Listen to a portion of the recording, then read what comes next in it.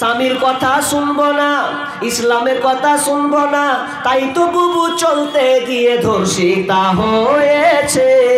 কিয়ামতের আলামত এসে গেছে, তাই তো ঘরের নারী রাস্তায় নেমেছে।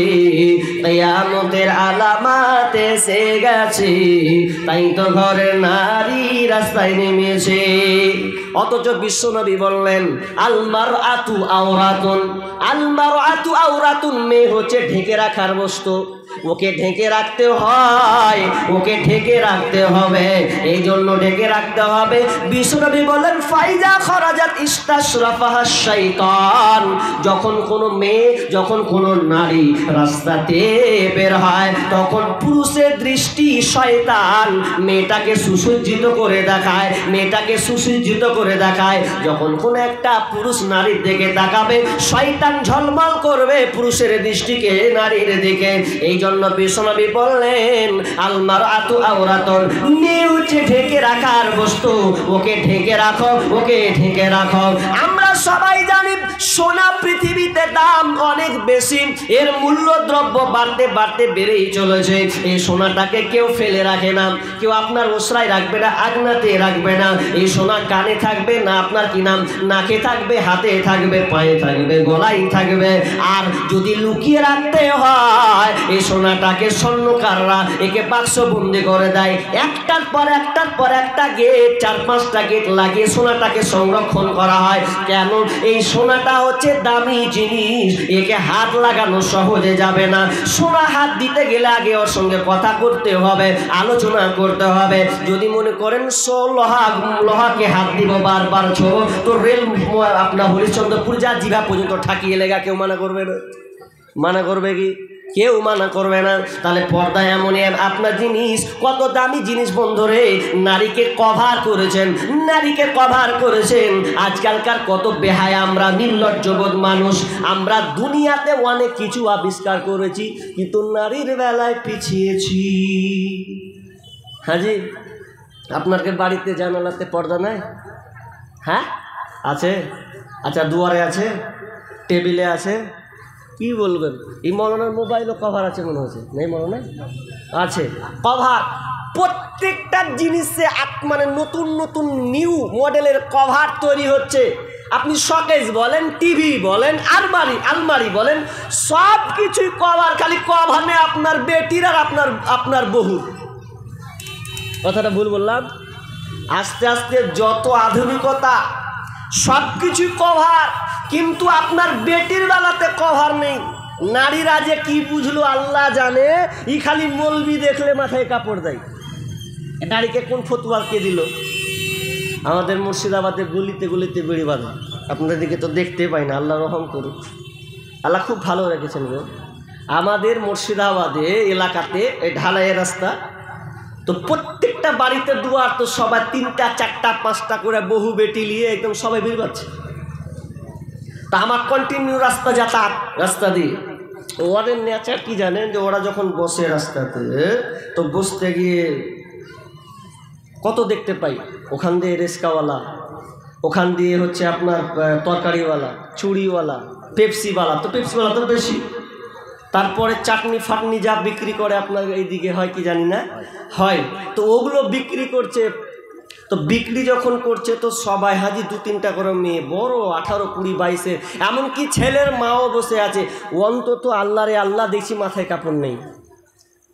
তা আমি যখন পার হচ্ছি, তখন আমার বেলাতে তখন সেটি সত্যি, তখন বলছে মৌলবি এলো, মৌলবি এলো, মানে এক হুঁড়া মারছে, হাঁটে মৌলবি এলো, মাথায় কাপড় দেয়।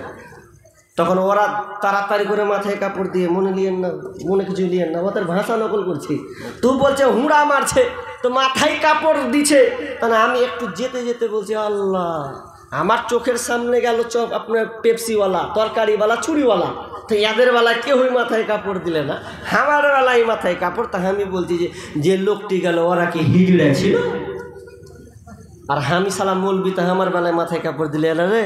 তাহলে এরা হুজুর দেখবে আর মুরব্বি দেখলে হাজি সাহেব মাথায় কাপড়, বাকি ওরা মানুষ মনে করে না। এটা যে ওদেরকে কে শিখালো? কিন্তু না, রাস্তায় বসবেন কি, রাস্তা তো বসা দূরের কথা, ওপেন লোক যাবার দূরের কথা। আপনাকে অন্ধ মানুষ দেখলে দেখার পরেও পর্দা করতে হবে। বিশ্বনবীর সঙ্গে দুইজন বিবি একসঙ্গে রয়েছেন, উম্মে সালামা আর মাইমুনা। তারা দুজন 203 আপনার কিনা, তারা এক অপরে গল্প স্বামীর সঙ্গে আলাপ আলোচনা করেছেন।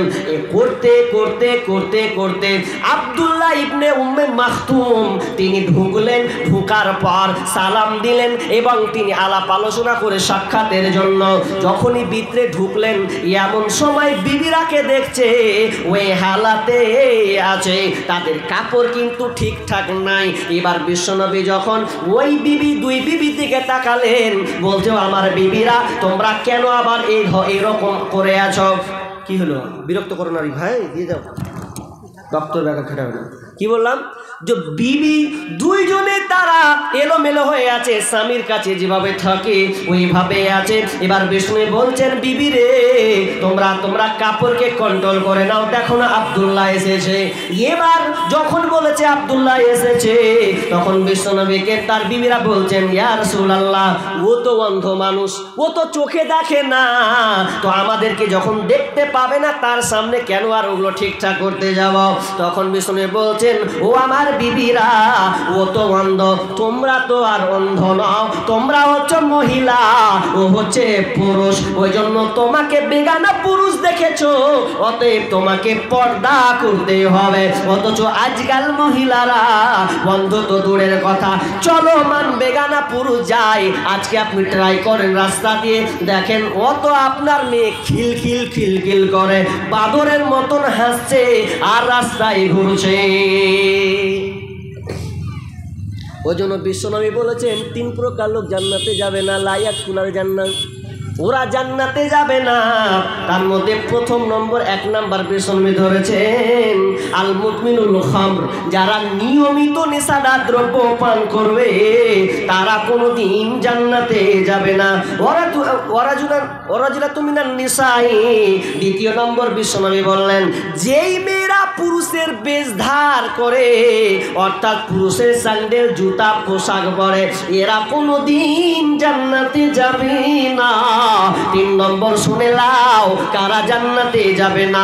3 নম্বর লোক হচ্ছে ওরা যারা আদায়ুস, যারা দায়ুস হবে তারা কোনোদিন জান্নাতে যাবে না। দায়ুস যারা হবে তারা জান্নাতে যাবে না। হাজি দায়ুসকে উদাহরণ দিচ্ছি আপনাকে। দায়ুস কি? আহ্বান ভাই পা ধরবো কি? তখন 2 বার বলা হলো আপনারা বসেন না রে ভাই, দাঁড়িয়ে আছেন, রাস্তাটা পুরো রাস্তা ব্লক, কত সুন্দর বসার জায়গা করেছে, মনে হচ্ছে কি যে পেয়েছে আর আল্লাহ জানে। একটা আক্কেল বোধ থাকা উচিত যে আমাদের জন্য বসার ব্যবস্থা আছে, আপনি রাস্তায় দাঁড়াবেন কেন?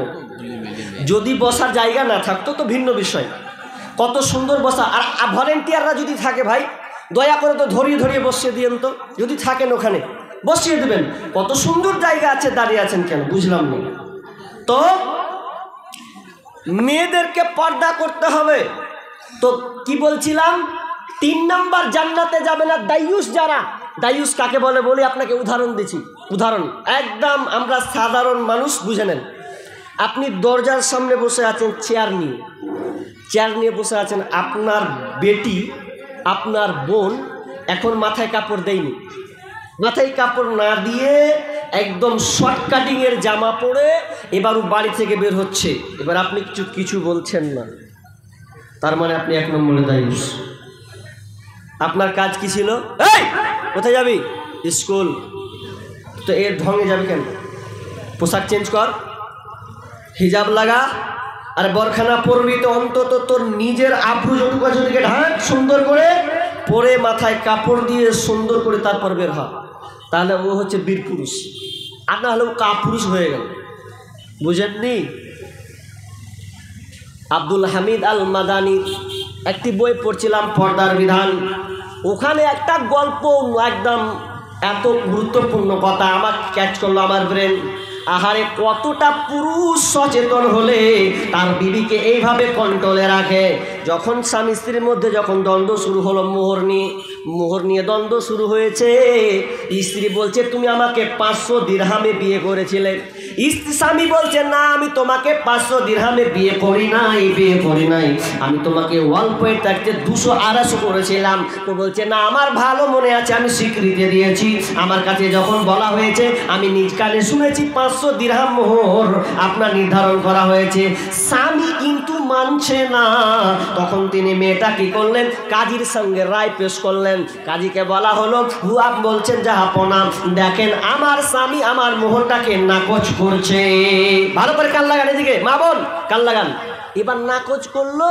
এবার নাকচ যখন করছে তখন এবার বলছে সাক্ষী যে লাগবে 2 জন, সাক্ষী 2 জন লাগবে। কে কে সাক্ষী তোমরা ছিলে মেয়ের বিয়েতে? 2 জন সাক্ষী এলো। আসার পর বলছেন, ও হে কোন সেই মেয়েটা, যেই মেয়েটা কে যে আমরা এর সাক্ষী ছিলাম, নাম বলেছে আমাদের। তবে আমাদের ইচ্ছা হলো আমরা ওই মেয়েটাকে দেখতে চাই, মেয়েটাকে আমরা দেখতে চাই, মেয়েটাকে আমরা দেখতে চাই।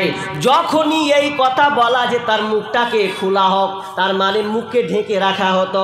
আগেকার মানুষের মুখটাকে ঢেকে রাখতো, কেউ মুখকে দেখাতো না, মুখে ঢেকে দিল। তো এবার বলছে সাক্ষীরা বলছে আমরা মেয়েটার মুখ দেখতে চাই।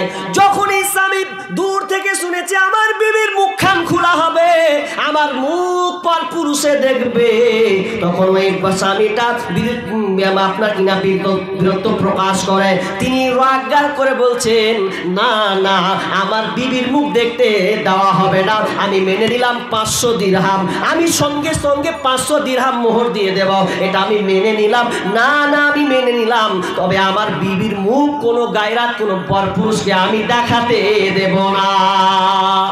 বিবি এইদিকে বলছে স্বামী এত কঠোর পর্দার ব্যাপারে আমার মুখখানটা আমার কোনো পরপুরুষকে দেখাবে না। তখন বিবিও পাল্টা বলছে, ও আমার প্রাণের স্বামী, আমিও আপনার কাছ থেকে আর মোহর নিলাম না, আমিও আপনাকে মাফ করে দিলাম, কারণ আপনি এত সচেতন ব্যক্তি, আমার মুখখানটা আপনি পরপুরুষকে দেখাবেন না বলে এই নিয়ে আপনি মোহরটাকে আপনার কবুল করে নিচ্ছেন।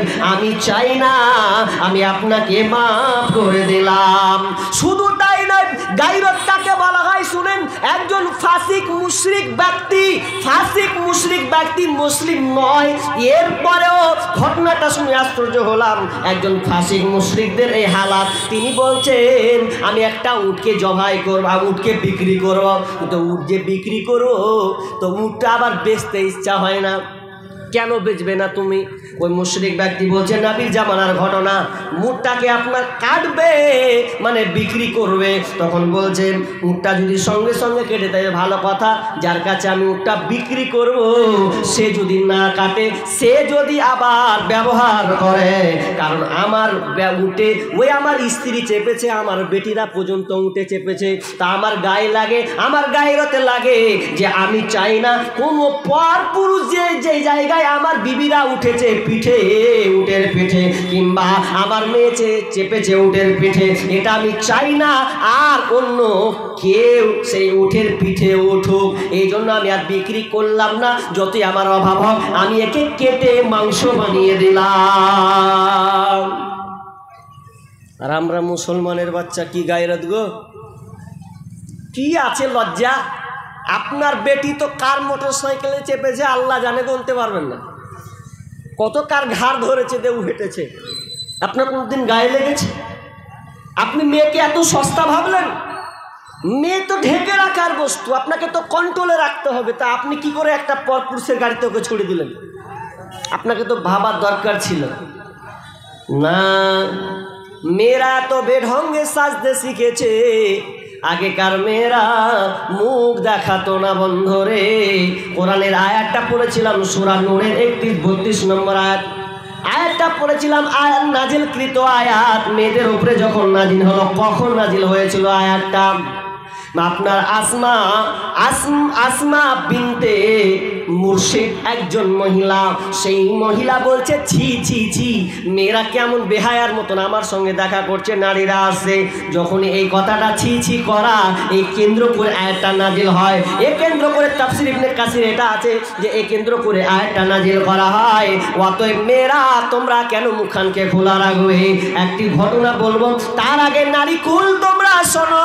বিশ্বনবী বলছেন, আয়েশা বর্ণনা করেছেন, আন্নাহু ক্বাল, আয়েশা নিজে বর্ণনা করেছেন, আলাইকুন্না ফিল বাইতি, আলাইকুন্না ফিল বাইতি, মেয়েরা বাড়ি রাখওয়ালি করবে, বাড়িকে রক্ষণাবেক্ষণ করবে, স্বামীর ঘরটাকে গৃহকর্ম হিসাবে থাকবে।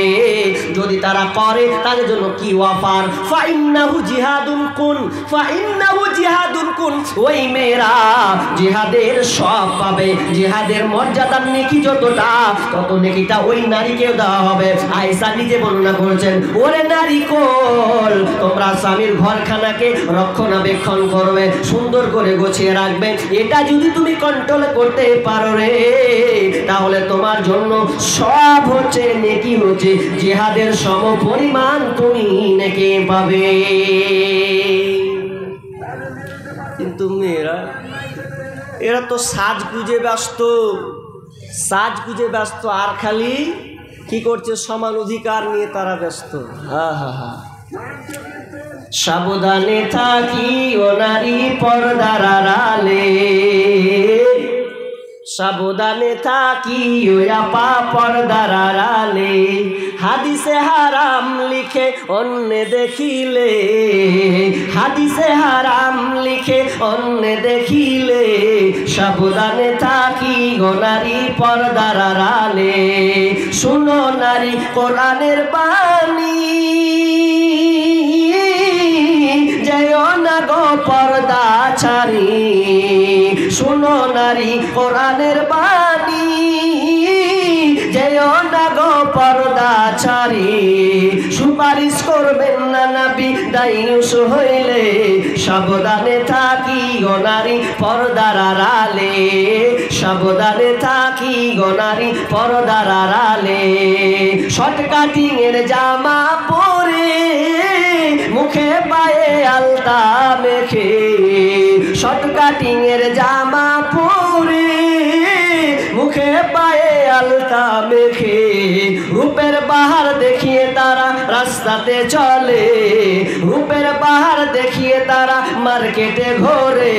সাবধানে থাকি গো নারী পর্দার আড়ালে, সাবধানে থাকি ও আপা পর্দার আড়ালে। আজকালের নারী গনে স্বামীকে তার ঘরে রেখে, আজকালের নারী গনে স্বামীকে তার ঘরে রেখে,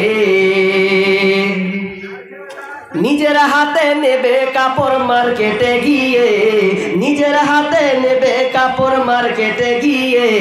সাবধানে থাকি গো নারী পর্দার আড়ালে, সাবধানে থাকি গো নারী পর্দার আড়ালে। নারী কোন পর্দার সঙ্গে তুমি নিবে আদান প্রদান করবে, কোন জায়েজ আছে। আল্লাহ তাআলা বলছেন, ওয়াকরনা ফি বুয়ুতিকুন্না ওয়ালা তাবাররাজনা তাবাররুজাল জাহিলিয়াতিল উলা। হে নারী কুল, তোমরা ঘর থেকে বের হবে না কাদের মতন, জাহেলিয়াত নারীদের মতন, যারা নিজেকে পথ প্রদর্শন করেছে। ও নারী কুল, তোমরা ওই তাদের মতন নিজের চেহারাকে পথ প্রদর্শন করিও না, অর্থাৎ তোমার সৌন্দর্যকে তুমি বহি প্রকাশ করতে যেও না। তোমার প্রয়োজন আছে বাড়িতে বের হওয়ার, তোমার বাবার বাড়ি যাওয়ার প্রয়োজন আছে নারী রে, তোমার ভাইয়ের বাড়ি প্রয়োজন আছে, তুমি হসপিটাল যাবে, ডাক্তারের কাছে যাবে, যাও, তোমার প্রয়োজন মোতাবেক তুমি যাবে, এবং তোমার নিজেকে তোমার আব্রুকে কন্ট্রোল করে তুমি বাড়ি থেকে বের হবে। তাছাড়া তুমি বেগানা পুরুষকে দেখিয়ে তোমার কোনো লাভ হবে না, বেগানা পুরুষকে দেখিয়ে তোমার লাভ হবে না। কিন্তু আজকাল নারীরা নিজেকে এত ফ্যাশন করে চলছে, কত মডেলের তাদের কাপড় আছে আল্লাহ ভালো জানে, কত মডেলের চুড়িদার আছে আল্লাহ ভালো জানে। এরা বিয়ে খেতে গিয়ে এত সাজসজ্জা করে, মরা বাড়ি পর্যন্ত গিয়ে সাজসজ্জা করে, অথচ স্বামীর সামনে তুমি সাজসজ্জা করো, তুমি আওয়ালের নেকি পাবে। কারণ যদি স্বামী স্ত্রীর দিকে তাকিয়ে মুচকি হেসে দেয়, মুচকি যদি তার আনন্দ হয়ে আসে, ওই নারী জান্নাতি হবে। কিন্তু আজকাল মেয়েরা সাজে কাল লেগে, দেওর আছে ভাসুর আছে, ও খুব মজা নিয়ে নিলে, নাই তো মার্কেটে গিয়ে সাজে, মরা বাড়ি গিয়ে সাজে, আহা খেপিরে। কিন্তু কাকে কোনখানে সাজতে হয় এটা তুই জানলি না। আজকালকার স্বামীকে দেখলে অতটা মানুষ সাজে না, বিয়ে বাড়ি যতটা সাজে। অথচ আমার গজলে বারবার নারীকে বলেছি, সে যে কোজে থাকো সামনে তাহার, যত খুশি দেখাও তারে রূপেরই বাহার। সে যে কোজে থাকো সামনে তাহার, যত খুশি দেখাও তারে রূপেরই বাহার। তোমার রূপের ঝলক যেন অন্য দেখে না, স্বামীকে কখনো দুঃখ দিও না। শোনো শোনো নারী, ওগো বলি শোনো না, স্বামীকে কখনো দুঃখ দিও না। ভালো হোক মন্দ হোক তবুও স্বামী, আল্লাহর পরে স্থান জানিও তুমি। ভালো হোক মন্দ হোক তবুও স্বামী, আল্লাহর পরে স্থান জানিও তুমি। শোনো শোনো নারী, ওগো বলি শোনো না, স্বামীকে কখনো দুঃখ দিও না।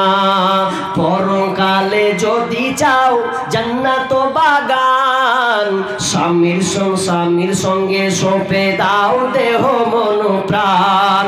পরকালে যদি চাও জান্নাত বাগান, স্বামীর তরে সঁপে দাও দেহ মন প্রাণ। শোনো শোনো নারী, ওগো বলি শোনো না, স্বামীকে কখনো দুঃখ দিও না। স্বামী নারাজ হইলে জান্নাত পাবে না, স্বামীকে কখনো দুঃখ দিও না। যতই পড়ো নামাজ রোজা আর পড়ো কোরআন, স্বামীর সেবা না করিলে যাবে জাহান্নাম। যতই করো নামাজ রোজা আর পড়ো কোরআন, স্বামীর সেবা না করিলে যাবে জাহান্নাম।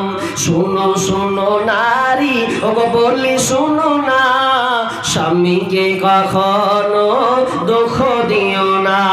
পর্দা করতে হবে, বাইরে যাবেন পর্দার সহিত আপনি যাবেন, স্বামীর সাথে আপনি সঙ্গে নিয়ে আপনি সৌন্দর্য কাটাবেন, তবে আপনি প্রত্যেকটা পদে পদে আপনি নেকি পাবেন। কিন্তু আজকালকার মুসলমানের মেয়েরা পর্দা করতে শিখলো না, পর্দা করতে শিখলো না, শুধু পুরুষকে আকৃষ্ট করতে শিখেছে।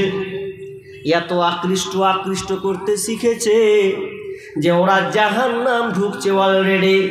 বিশ্বনবী ভবিষ্যৎবাণী করেছেন, ওটা শেষে হাদিসটা বলবো। তার আগে উম্মে সোলাইম বিনতে আপনার কিনা আসমা বিনতে উমাইস অর্থাৎ ফাতেমার নানি আসমা বিনতে উমাইস ফাতেমাকে হিজরতের গল্প শোনাচ্ছেন। কান লাগান, হিজরতের গল্প শোনাচ্ছেন। ও নানি, ও ফাতেমা, আমি তোমাকে হিজরতের গল্প শোনাচ্ছি। হিজরতের গল্পটা কত মারাত্মক, কত কষ্টের গল্প। এই গল্পটা তুমি কান লাগাও। দেখ, তোর আব্বা মক্কা থেকে মদিনা মানুয়ারা এই পর্যন্ত কত কষ্ট করেছে, কাফেররা তাকে মেরেছে, ধরেছে, মাথায় আপনার কি নাম, মাথায় গামছা প্যাঁচ লাগিয়ে আছাড় দিয়েছে, আপনার পিঠে ভুঁড়ি পর্যন্ত চাপিয়েছে, অনেক নির্যাতন কাটা পর্যন্ত দিতে হয়েছে। অতএব এই কষ্টে মক্কা থেকে মদিনায় তোমার বাপ নিজের ভূমি ত্যাগ করেছে। গল্প করছে, তো ফাতেমা গল্প শুনবে কি, ফাতেমার ধ্যান অন্যদিকে চলে গেছে। অন্যদিকে যখন চলে গেছে তো এবার নানি কোথায়, হাগে তোকে আমি হিজরতের গল্প শোনাচ্ছি, এবার তুই ফের অন্যদিকে ধ্যান করছিস লেগে। এবার ফাতেমা কি উত্তর দিচ্ছে জানেন? ফাতেমা বলছে, নানি, আসমা বিনতে উমাইসকে বলছে, নানি আমি হিজরতের গল্প শুনবো কি? আমার তো এখন থেকে টেনশন শুরু হয়ে গেছে। আমার আব্বার মরা 6 মাস হতে আসছে। যেদিন আমার আব্বা মারা যায় সেদিন আমাকে কানে কানে বলেছিল, বেটি রে কান্না করো না, আমার 6 মাস পরে তোমার মৃত্যু হবে, কান্না কিছু করার নাই, তাড়াতাড়ি তুমিও দুনিয়া ছাড়বে। যেই মহিলা জান্নাতের সর্দারনি হবে, ওই মহিলা কান্না করছে। কি বলে কান্না করছে শোনেন। নানি আসমাকে বলছে, ও নানি, আমার টেনশন শুরু হয়ে গেল, আব্বার কথা মনে পড়েছে। আমার আব্বা 6 মাস নির্ধারিত বেঁধে দিয়েছেন, এই তো 6 মাস হতে হলো, আর কয়েকটা দিন বাকি আছে। অতএব বুবু রে, আমার শরীরের হালাত কি হবে গো নানি? আমি যেদিন মারা যাব সেদিন তো আমি পোশাককে কন্ট্রোল করতে পারবো না, সেদিন আমার কি হবে? আমি যখন মারা যাব পৃথিবীর মহিলারা, পার্শ্ববর্তী এলাকার মহিলারা, পুরুষেরা আমাকে দেখতে আসবে। আমি কত লম্বা তো ওরা জানতে পারবে, আমি পেটে না লম্বা এটা জেনে ফেলবে, আমি ফর্সা না কালো এটা তো তারা দেখে জেনে নেবে। অতএব আমি চাচ্ছি যে আমার চেহারা সৌন্দর্যকে কেউ না দেখো, কিন্তু আমি যে মরে যাব তার মানে আমি স্তব্ধ হয়ে যাব। পাখি আপনার খাঁচা যদি খাঁচা থেকে পাখি চলে যায়, এখন আত্মা যদি চলে যায়, তাহলে আমাদের নড়াচড়ার কোনো অবকাশ থাকবে না। খাঁচার ভিতর অচিন পাখি কেমনে আসে যায়, খাঁচার ভিতর অচিন পাখি কেমনে আসে যায়। চিন্তাম যদি পাখির মন, আমি বেহেরি দিতাম পাখির পায়, খাঁচার ভিতর অচিন পাখি কেমনে আসে যায়। ফাতেমা বলছেন, ওই সময় তো আমি আমার দেহকে কন্ট্রোল করতে পারবো না, পোশাকটা কোনভাবে থাকবে আল্লাহ জানে। আমার ভয় হচ্ছে যদি পরপুরুষ কোনো নারী আমার দেহকে দেখে নাই, তাহলে আমি আল্লাহকে কি জবাব দেব? আহারে, তার কতটা টেনশন হয়েছে, লাশটা হয়তো হয়ে যাবে লাশ, এখন জীবিত আছেন, মরার লাশটা কেমন থাকবে? এই জন্য ফাতেমার খুব টেনশন হচ্ছে, খুব টেনশনে ভুগছে। এবার আসমা বলছে, বুবুরে কান্না করিস না, আর টেনশন করিস না, আমি তোর জন্য একটা রাস্তা বেছে নিচ্ছি, আমি একটা পদক্ষেপ নিচ্ছি। কি গো নানি, কি আমার জন্য পদক্ষেপ নেবে? তো এবার আসমা বলছে, নানি রে, তোর জন্য আমি পদক্ষেপ এটা নিব, যদি আল্লাহ আমাকে বাঁচিয়ে রাখে রে, তাহলে আমি তোর জন্য এমন সুন্দর করে বরখা পর্দার ব্যবস্থা করব, তোকে এমন ভাবে ঢেকে দেব, একটা তো ঢাকবো তোকে দেখতে পাবে না। বরং শুধু তাই নয়, আমি 4টা আপনার কিনা খুঁটিকে পুঁতে দেব, 4টা ডাঁঠি লাগাবো চারদিকে দিয়ে, ওপরে বিশাল লম্বা করে চাদর দিয়ে দেব। ওটা যদি ঢেকে দিই তাহলে তোকে কেউ দেখতে পাবে না, তুই যে লম্বা জানতে পারবে না, পেটেটাও জানতে পারবে না, তুই মোটা না পাতলা জানতে পারবে না, কালো না ফর্সা জানতে পারবে না, আমি তোকে সুন্দর করে ঢেকে দেব। তখন মুচকি হাসি দিয়ে ফাতেমা বলছে, নানি রে, এর জন্য আল্লাহ তোমাকে উত্তম বিনিময় দান করো। আহা, কেমন ফাতেমা গো, কোন উত্তরসূরি আমরা মহিলারা, যে ও মরেনি, আরে মরবে, লাশটা কেমন থাকবে এই জন্য টেনশন, আর আমাদের জিন্দা বেটিছিলা হুড় করে ঘুরছে। একজন মরবে, লাশটা কেমন থাকবে এ নিয়ে টেনশন। আর আমাদের বিবি, মেয়ে, এই বোনেরা দেখেন রাস্তা দিয়ে চেহারা দিয়ে ধুর করে এমনভাবে হাঁটছে, কোনো লাজ শরম বেহায়া বেলজ্জা কিছুই নাই। এবার ওদের বেহায়া নাই তো ওদের ব্যাপারে এবার হাদিস বলছি। কত মারাত্মক শেষ হাদিসটা পড়েছি, খুবই মারাত্মক। মা বোন কান লাগান, চেহারার বহর দেখেন না। আর খিসমিস হবে একদিন, খিসমিস হওয়া লাগবে। আঙ্গুর আছো, খিসমিস হওয়া লাগবে। একজন নানি বুঝলেন বাসে উঠেছে, অনেক জায়গায় দেখি বাসে উঠে বা এলাকায় দেখতে পাই, দাদি নানিকে দেখছি ওরা সুন্দর করে ওড়না গায়ে দেয়, দেয় কি দেয় না, সুন্দর করে ওড়না গায়ে দেয়। তো লাতিকে এলিয়েছে, পুতিনকে এলিয়েছে, তখন ফের খুল্লা। কত বিবেক দেখেন। একটা বয়স্ক মানুষকে কয়টা ছেলে দেখবে গো কহেন তো? ইনসাফ আছে। একটা বুড়ি মেয়ে হাগে দাদি কোথা, তো বলছি বেটির বাড়ি, তো কাকে লিয়া? পতিনকে লিয়ে। তো পতিনের হালাত কি করেছিস তুই? নিজে পের সুন্দর করে সেজেছে, ভালো করে, এত সুন্দর করে সেজেছে যে আবার পতিনের বেলায় লিপস্টিক, চুল উড়িয়ে, মাথায় নাই কি ঢং বে ঢঙের পোশাক।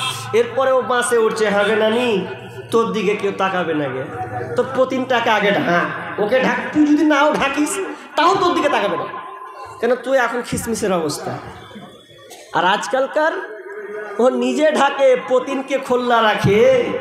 আর আবার কিছু যুবক ফের আছে কত বেহায়া, নির্লজ্জ, অভদ্র কোথাকার। এ কি অভদ্র, মানে অভদ্র বললেই চলে। ওকে কি জানেন, ও আবার বইয়ের ছবি ফেসবুকে আপলোড করছে। ছি ছি ছি ছি, কত রুচিকর, কুরুচি হলে কাজটা করতে পারে। এগুলো আমরা অনেক অনেক ফেসবুকে দেখতে পাই, ফেসবুকে দেখতে পাই যে স্ত্রী ছবি আপলোড করছে, বলতে তখন একজন বলছে হেব্বি লাগছে তোর বহুকে, তো বলছে thank you thank you thank you. শালা হেব্বি লাগছে, নিজের পরে তো নিজের ঘরের জিনিস ঘরে রাখ, বাইরে রাখবি। ও থ্যাংক ইউ করছে, ও তো মনে মনে করছে কবি মিলেগা তো ক্যা হোগা।